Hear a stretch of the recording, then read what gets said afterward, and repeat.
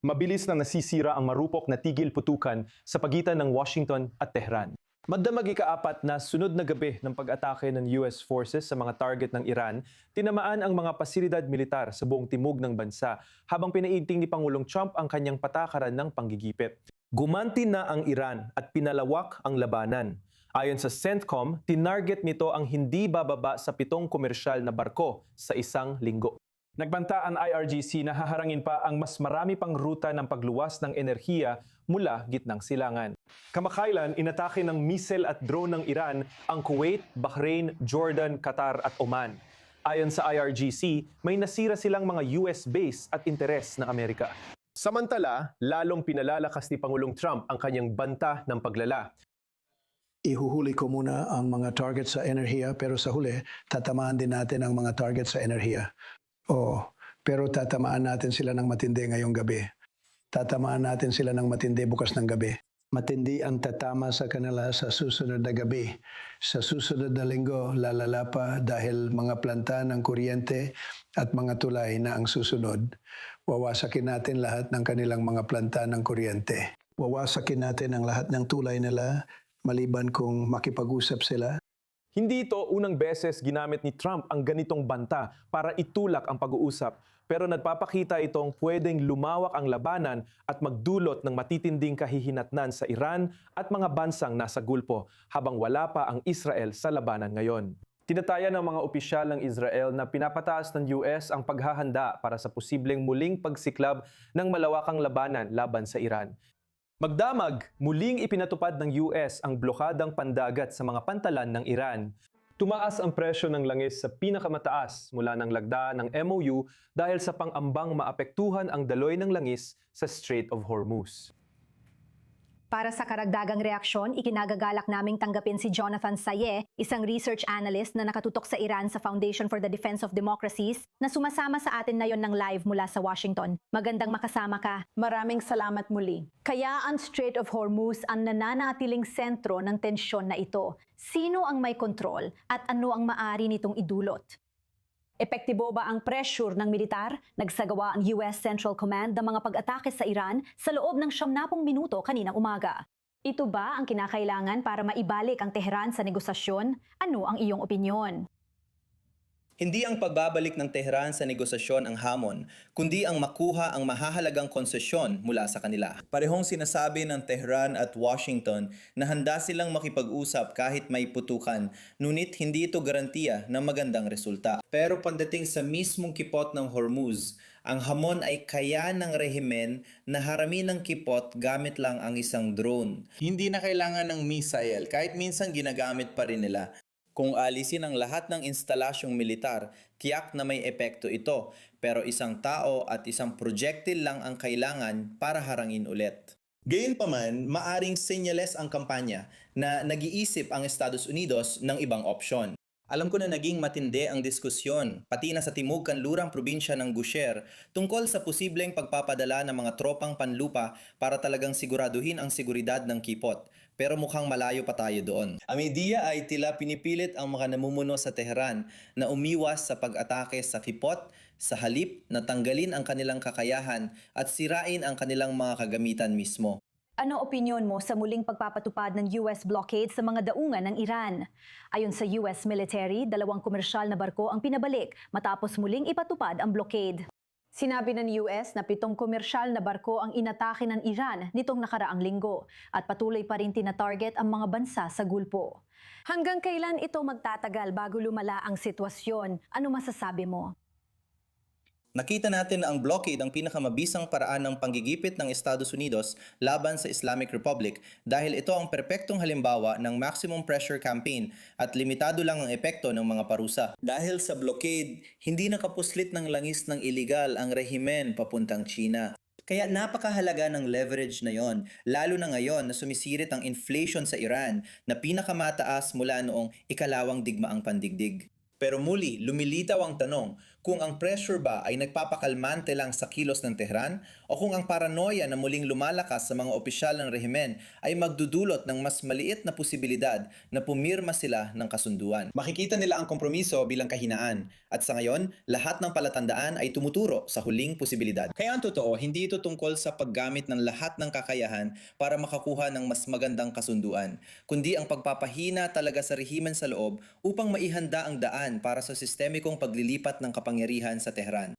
Maisip din ng iba na nakakahiya para sa rehimen na bumalik sa negosasyon pagkatapos ng ganitong pag-atakeng militar, lalo na't isinara pa ang daungan. Samantala, tumataas na naman ang pandaigdigang presyo ng lanis at presyo ng gas sa US. Malapit na rin ang midterm elections. Sa tingin mo ba totoong tatargetin ni Trump ang mahahalagang lugar tulad ng tulay at pasilidad ng enerhiya gaya ng pangako niya?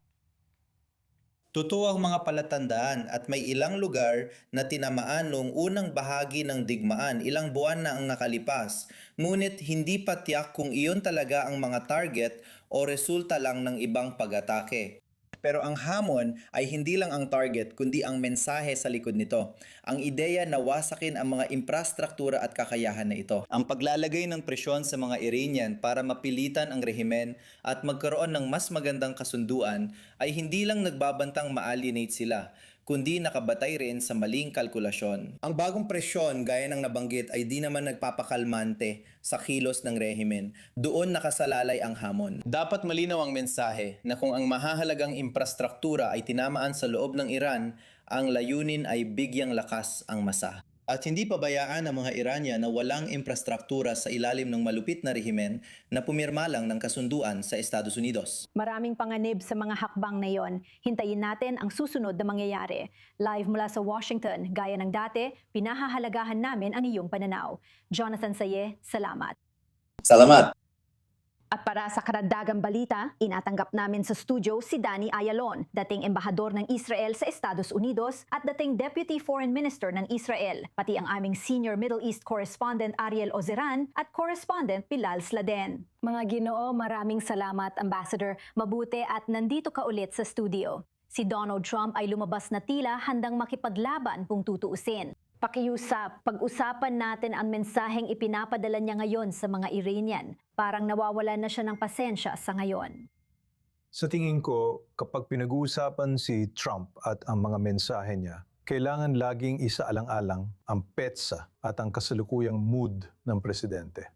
Galit talaga siya sa mga Iranian. At tama lang dahil marami na siya naibigay sa kanila sa negosasyon. Ang MOU na napagkasunduan ay sobrang pabor sa Iran. Kaya sa tingin ko, gumagawa sila ng isang estratehikong pagkakamali. Palagi nilang gusto maglaro sa bingit ng panganib. Sa palagay ko, habang sinusubukan nilang itulak pa ang Estados Unidos para sa higit pang benepisyo, nilalagay nila sa panganib na mahulog sila sa bangin. At kailangan natin tandaan sa kabilang banda na para sa kanila, ang mahulog sa bangin ay hindi panganib sa kanilang kapangyarihan dahil magagawa nila ang kahit anong gusto nila. Wala silang pakialam sa 80 milyong Iranian na tutol sa kanila kahit pa magliyab ang mga ito. Pinag-uusapan natin ang isang napaka-radikal, matindi at mapanganib na rehimen na sa isang paraan ay mesyaniko na hindi magdadalawang isip na magliyab kaysa sumuko o kung ano ang itinuturing nilang pagsuko. Sa huli, sa tingin ko, wala nang ibang pagpipilian si Trump kundi pumasok. Mas gusto pa niyang gawin yun kaysa tawaging tako ulit. Walang duda dyan, Ariel Ozeran, mahirap talagang malaman kung ano ang iniisip ng mga pinuno ng rehimeng Iranian. Hindi rin malinaw kung sino talaga ang gumagawa ng mga desisyong iyon. Pero kapag tiningnan natin kung ano ang kinakailangan para magpatuloy muli ang mga negosasyon na yon, gaya ng nabanggit natin kanina, hindi lang ito tungkol sa pressure ng militar, kundi pati na rin sa pagpapakita ng kahinaan. At malinaw na ayaw gawin yon ng rehimen. Tingnan mo, hindi nakuha ng US ang mga konsesyon na gusto nito mula sa Iran, kahit pagkatapos ng matinding kampanya ng militar sa loob ng 40 araw. Kaya ang umasa na makakamit ang ibang resulta sa mas mahihinang pag-atake ay hindi makatwiran. Pero kung pag-uusapan ng pagiging hindi makatwiran, mukhang hindi naman handa ang kasalukuyang rehimen na magbigay ng kahit anong konsesyon dahil sa mga pag-atakeng ito. Sa huli, may dalawa silang pangunahing layunin sa maikling panahon at estratehikong aspeto. Layunin nilang igit ang kanilang dominasyon sa kipot ng Hormuz sa maikling panahon. Isinara nila ito agad sa unang araw ng digmaan at doon nakatuon lahat ng mensahe nila. Sa totoo lang, sobra nilang pinag-uusapan ang kipot ng Hormuz na parang nililihis nila ang atensyon mula sa bantang nuklear. Isa rin yan sa mga dahilan kung bakit tutok sila sa kipot. At kaya ang mga pag-ataking ito ay layuning pahinain ang kanilang kakayahan at kapangyarihan na ipataw ang kontrol na kanilang nakuha sa kipot.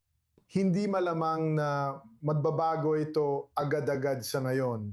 Ang blockade ay pwedeng maging game changer para mahikayat silang bumalik sa negotiating table. Sa mas malawak na pananaw, layunin ng Iran na alisin ang presensya ng Amerika sa mga bansang Arabo sa Gulpo. Ayaw nilang makita ang Estados Unidos dito, katulad ng mga bansang Arabo sa Gulpo na tinanggap na kailangan nilang mamuhay kasama ang mas pinatapang at mas radikal na rehimen ng Iran. Ayaw ng Iran na tanggapin na may presensya ng militar ng US dito. Kaya patuloy nitong inaatake ang mga base ng US sa mga bansang Arabo sa Gulpo. Umaasang mahihikayat nito ang mga bansang ito na magbago ng isip at paalisin ang presensya ng US doon. Hindi rin ako sigurado kung magagawa nila yon.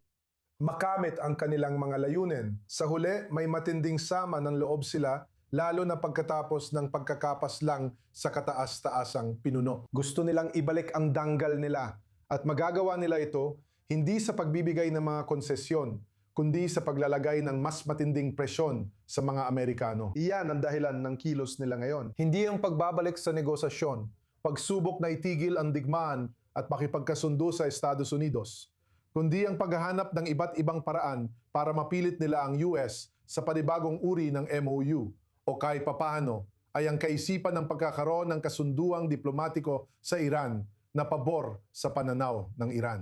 At Balich, habang patuloy na tinatarget ng Iran ang mga bansa sa Gulpo, mga kaalyado ng Amerika syempre, hindi mo maiwasang mapansin na hindi man lang nila sinusubukang makapagdulot ng pinsala sa Israel. At malamang na ganoon nga dahil tiyak na agad tutugon ng Israel ng katulad na paraan. Ipaliwanag mo sa amin ang estratehiya dito ng rehimeng Iranian na panatilihin lang ang kanilang mga missile at drone attacks na nakatutok particular sa mga bansa sa Gulpo.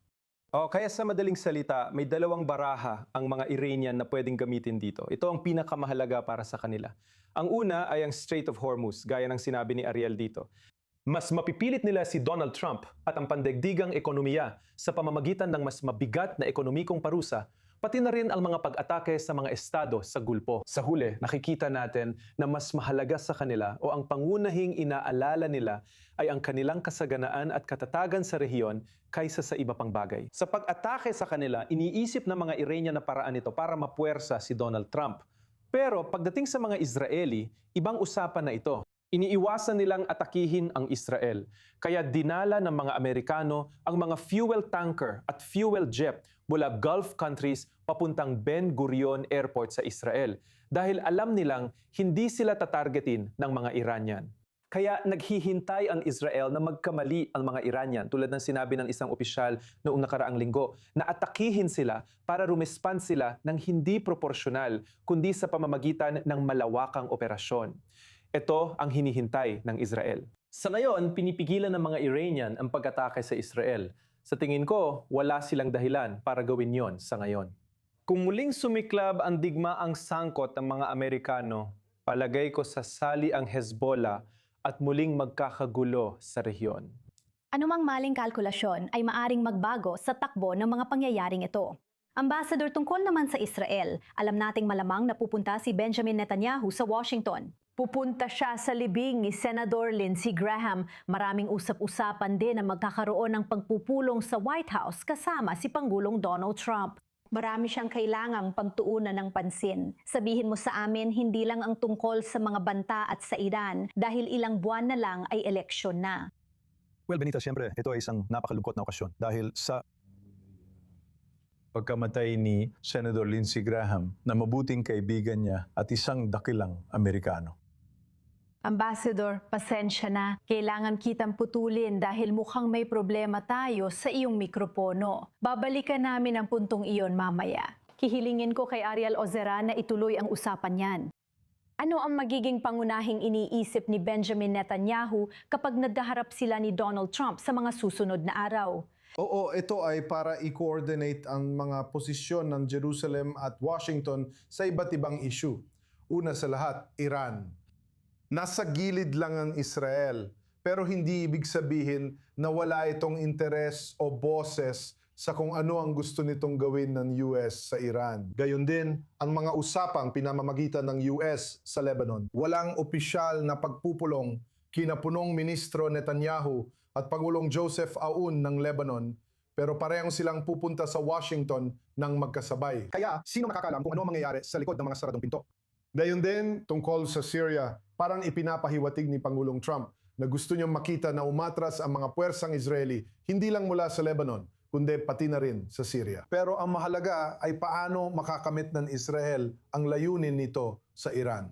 Hindi aktibong kasali sa mga operasyong militar, ngunit posibleng nakikipag-ugnayan para sa mga susunod na pinagsamang operasyon, tulad noong digmaang tumagal ng 40 araw. Ibabalik ko agad yan sa embahador. Simulan natin, ano ang dapat makamit ni Benjamin Netanyahu kung matutuloy ang pagpupulong na ito? Alam nating naging kahanga-hanga ang pinagsamang operasyon ng US at Israel sa katapusan ng Pebrero. Anong masasabi mo dito?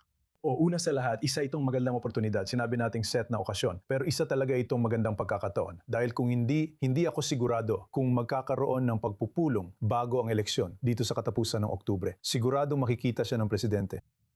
Hindi ka paniwala na si Netanyahu ay nasa Washington at hindi makikipagpulong sa White House. Pero gaya ng sinabi ni Ariel, malamang na napakalaki ng papel ng Iran sa agenda. Sa tingin ko, mahalaga rin ang Lebanon. Isa sa mga estratehikong pagkakamali na ginawa ng mga Amerikano, at kailangan nating sabihin ito ng direkta, ay ang pagsang-ayon sa pag-uugnay ng Lebanon at ng Hormuz Straits at Iran. Sa palagay ko, susubukan ni Netanyahu tanggalin ang ugnayan na yon. Susubukan din niyang makipagmegosasyon tungkol sa mga pundisyon ng pag-atras ng Israel sa ilan sa mga pwesto nila sa Lebanon. Para masigurado na ang hukbong sandatahan ng Lebanon ay may sapat na kagamitan at kakayahan para talagang tumapat sa Hezbollah. Ito ay isang bagay na talagang mahalaga rin. At masasabi ko na sa kabuuan, ito ay isang malaking oportunidad para kay Netanyahu. At alam natin na si Netanyahu ay maaaring maging napaka-convincing kausap sa isa-isang pag-uusap para talagang maging panimbang o maging kontrabalansi. Sa mga tulad ni na J.D. Vance at iba pa na nagtulak sa Estados Unidos sa isang napakaluwag na posisyon pagdating sa Iran. Tiyak na magiging interesante na makita kung ano ang mangyayari kapag sila ay nagkita na talaga. Gusto ko ring malaman tungkol sa Lebanon, kaugnay ng sinabi ng ambassador. Alam nating sa Roma, natapos na ang ikalawang araw ng ika-6 na round ng pagpupulong ng mga delegasyon ng Lebanon at Israel sa mediation ng US. Pinag-uusapan mo ang mga pilot zone na yon.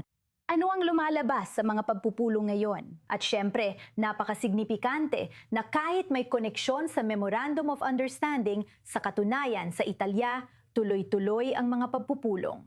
Tuloy-tuloy ang mga pagpupulong at magkakaroon pa ng isa pang pagpupulong based sa pagkakaintindi natin na yon. Pero naging sobrang technical ng mga pagpupulong, pasensya na. Kasi pumipili na talaga sila ng eksaktong lugar kung saan aatras ang puwersa ng Israel at papasok ang sandatahang lakas ng Lebanon. Kung paano eksaktong gagana ang mekanismo, ito ang hindi pagkakaunawaan ng dalawang panig.